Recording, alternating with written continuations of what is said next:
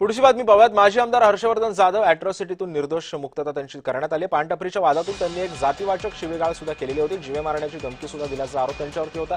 घटना 29 फेब्रुवारी 2020 मध्ये घडली होती। विश्वासार्ह आणि शंकातीत पुरावे सादर करण्याची फिर्यादींना अपयश आलं। संभाजीनगरच्या क्रांती चौकामध्ये हा गुन्हा दाखल करण्यात आला होता। या संदर्भात अधिक माहिती जाणून घेऊयात। माझा सहकारी विजय छेडे आपल्यासोबत आहे। विजय, हर्षवर्धन जाधवांची निर्दोष मुक्तता करण्यात आलेली आहे, काय माहिती आहे?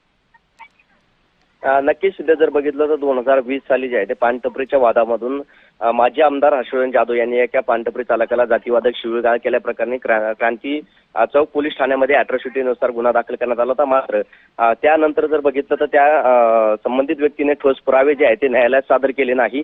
त्यामुळे आता न्यायालयातून जे आहे ते माजी आमदार हर्षवर्धन जाधव यांना या प्रकरणातून आता निर्दोष जे आहे ते सोडण्यात आलेलं आहे। अॅट्रॉसिटी प्रकरणातून आता त्यांना निर्दोष नियुक्ती जे आहे ते देण्यात आलेलं आहे।